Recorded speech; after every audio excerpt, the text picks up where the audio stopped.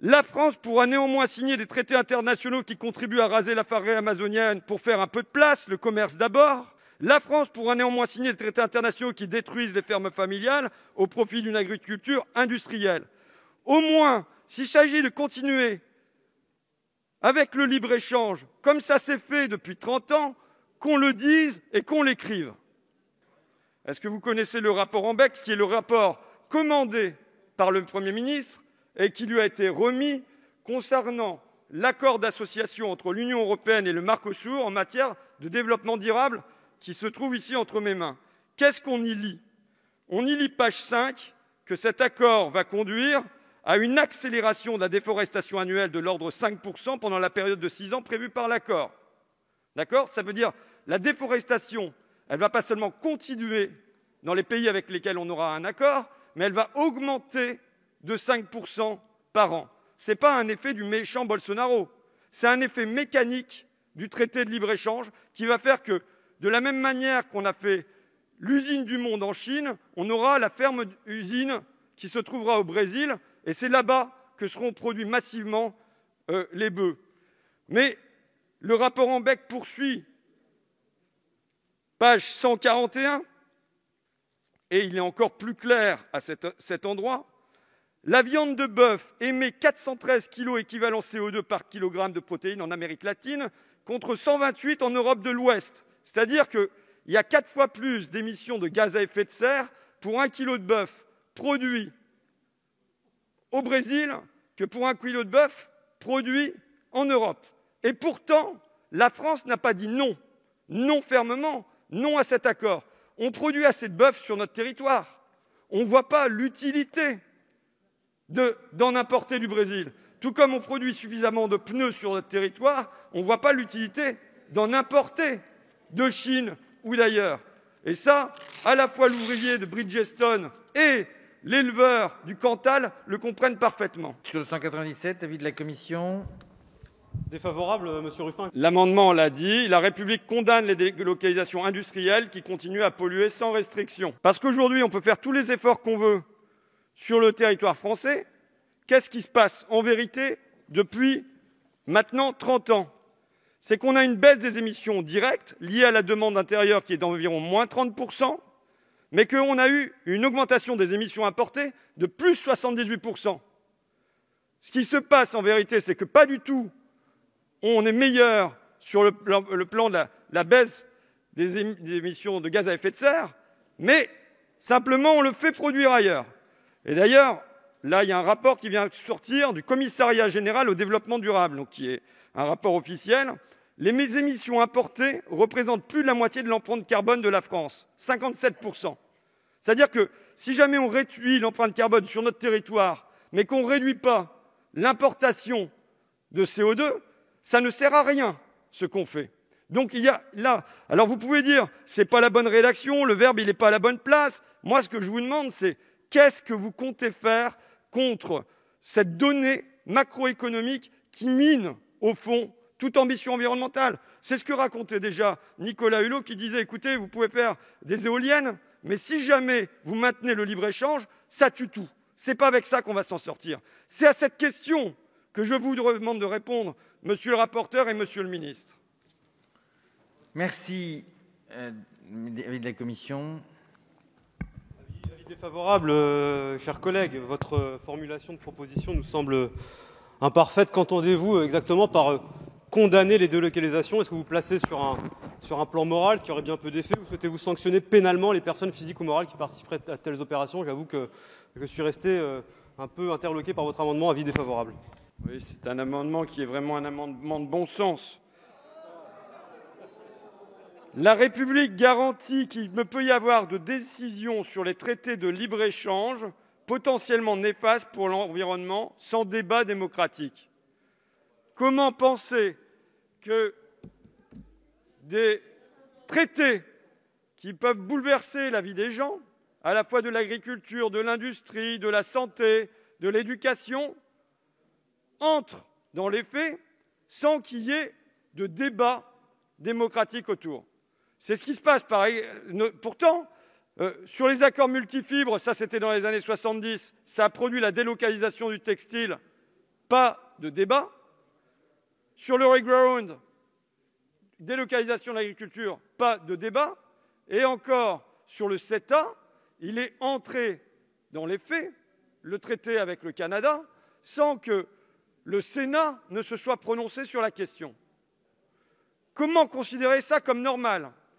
Est-ce que vous pouvez nous garantir que pour le traité du Mercosur, parce qu'il y a des opérations de manœuvre qui sont en ce moment menées à Bruxelles, et il n'y a pas une clarté, quoi que vous en disiez, monsieur le rapporteur, dans la position française, sur le fait qu'il y aura un débat et un vote dans les différents parlements nationaux avant la validation du Mercosur. Très étonné que vous ayez pu dire qu'il n'y ait pas de débat démocratique sur les accords de libre-échange.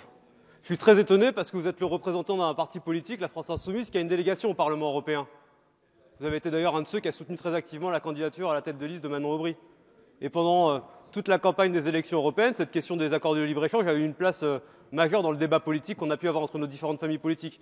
Et vous venez ici ce soir dans cet hémicycle en nous expliquant qu'il n'y a pas de débat démocratique. Vous avez un drôle de respect pour votre délégation au Parlement européen à Bruxelles et à Strasbourg, et vous avez une drôle de conception de ce qu'est la démocratie européenne. Avis défavorable.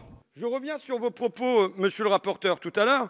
Vous nous avez dit, bon, à quoi bon avoir des débats dans les parlements nationaux sur le CETA, éventuellement demain sur le Mercosur, puisqu'il y a un débat au niveau du Parlement européen? Est-ce que, du coup, on a renoncé à notre souveraineté nationale sur ces accords de libre-échange, sur ces accords qui déterminent la vie de notre industrie, la vie de notre santé, notre protection et notre alimentation, comme le dit le président de la République, qui constate une folie depuis 30 ans? Est-ce qu'on a renoncé, je voudrais une réponse claire là-dessus, est-ce qu'on a renoncé à notre souveraineté sur ces questions-là? Et est-ce que désormais, ça se passe à Bruxelles et il n'y a plus rien à voir ici, circuler? Et circuler sur, je vous le redis, pour moi, l'essentiel. Parce que ça détermine l'essentiel de l'existence des gens.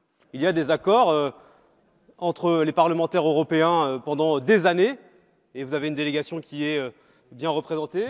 Il y a un débat démocratique dans cet hémicycle ce soir qui me semble être assez nourri sur ce que doivent être ou ne doivent pas être les accords de libre-échange, alors que nous sommes en train de discuter de la Constitution.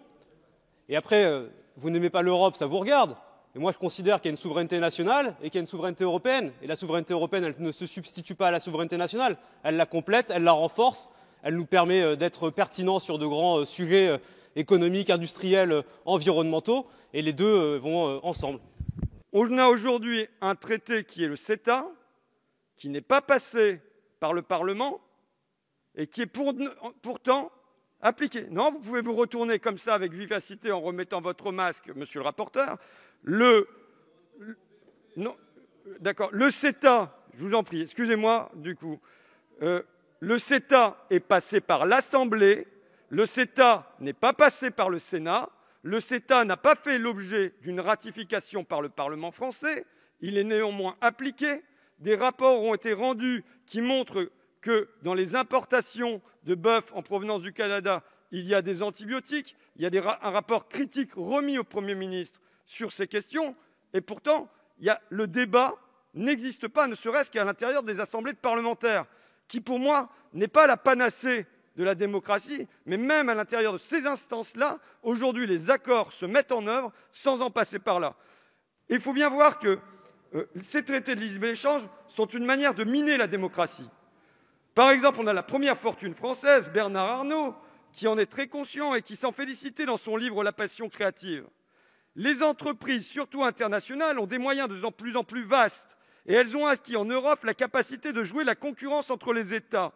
L'impact réel des hommes politiques sur la vie économique d'un pays est de plus en plus limité. Il y a une grande conscience chez les dirigeants économiques que par ces traités internationaux, ils limitent la puissance politique sur les normes environnementales, sur les normes fiscales, sur les normes sociales, qu'elles se trouvent minées par le libre-échange et par l'obligation de concurrence. Bernard Arnault toujours. Nous évoluons dans un système beaucoup plus mobile qu'il y a une quinzaine d'années. Face à cela, que peuvent faire les États? Merci. Il leur est pratiquement impossible de s'opposer à une mobilité des entreprises à travers l'Europe. Merci, Monsieur le Président. Défavorable, Monsieur Ruffin, je vous ai déjà expliqué tout à l'heure que le président de la République avait été le premier chef d'État européen à s'opposer, à dénoncer l'accord avec le Mercosur car il ne respecte pas nos standards environnementaux, donc avis défavorable. Aujourd'hui, il y a un pays qui a dit non clairement à l'accord sur le Mercosur. c'est l'Autriche. L'Autriche est le seul pays qui a envoyé un message à la Commission européenne pour dire on ne veut pas qu'en douce, on nous fasse un accord qui n'est pas à être signé à l'unanimité par les membres et qui ne passe pas par les parlements nationaux. On veut cette double garantie, une unanimité à Bruxelles et que ça passe par les parlements nationaux. L'Autriche est le seul pays à avoir émis ce message avec clarté.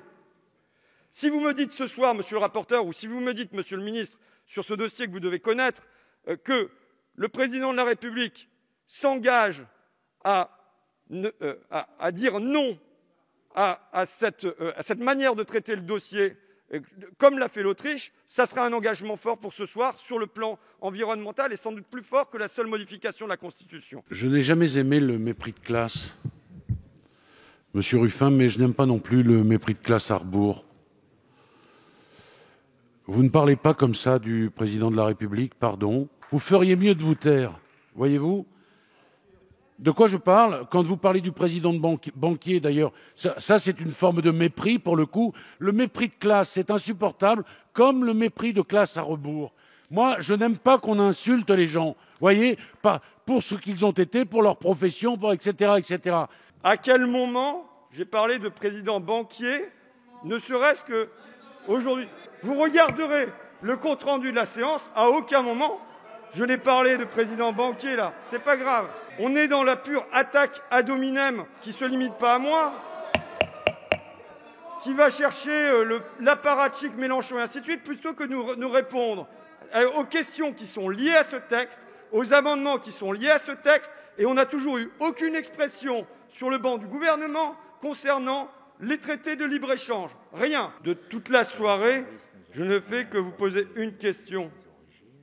Une question qui est, l'an dernier, il y a un an à peu près, le président de la République nous dit que déléguer notre alimentation, notre production, notre protection à d'autres est une folie et qu'il s'engage dans les semaines et les mois à venir à des décisions de rupture avec ce modèle de développement. Il dit « je les assumerai, ces ruptures ». Simplement, sur cette question centrale pour l'environnement, qui est le libre-échange, pas une seule fois de la soirée, monsieur le ministre, je n'ai eu votre expression là-dessus. Pas une seule fois, vous nous avez dit comment... Si, c'est vrai, monsieur le ministre, pas une seule fois.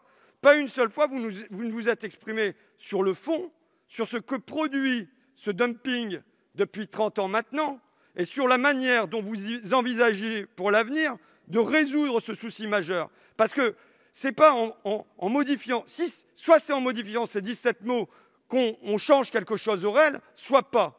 Mais il faut nous le dire, puisque je n'ai pas de réponse, aucune réponse, sur ces traités de libre-échange, dont les conséquences sont connues, dont on préférerait passer au juste échange, puisque j'ai l'impression qu'on est un peu comme sur les masques de l'Assemblée nationale, à savoir... ça vient de l'autre bout du monde, il y a des cochonneries à l'intérieur, mais on préfère le mettre dans les enveloppes, effacer l'étiquette et que ça ne se voit pas avec ce projet de constitution. Moi, je préfère que ça se voit. Je préfère que ça se dise, et donc je propose d'introduire les amendements suivants. La France pourra néanmoins signer des traités internationaux qui contribuent à raser la forêt amazonienne pour faire un peu de place, le commerce d'abord. La France pourra néanmoins signer des traités internationaux qui font fabriquer des produits à l'autre bout de la planète, transportés en porte-conteneurs à travers les océans, puis en camions à travers les continents. La France pourra néanmoins signer des traités internationaux qui délocalisent nos pollutions. La France pourra néanmoins signer des traités internationaux qui détruisent les fermes familiales au profit d'une agriculture industrielle. Au moins, s'il s'agit de continuer avec le libre-échange, comme ça s'est fait depuis 30 ans, qu'on le dise et qu'on l'écrive.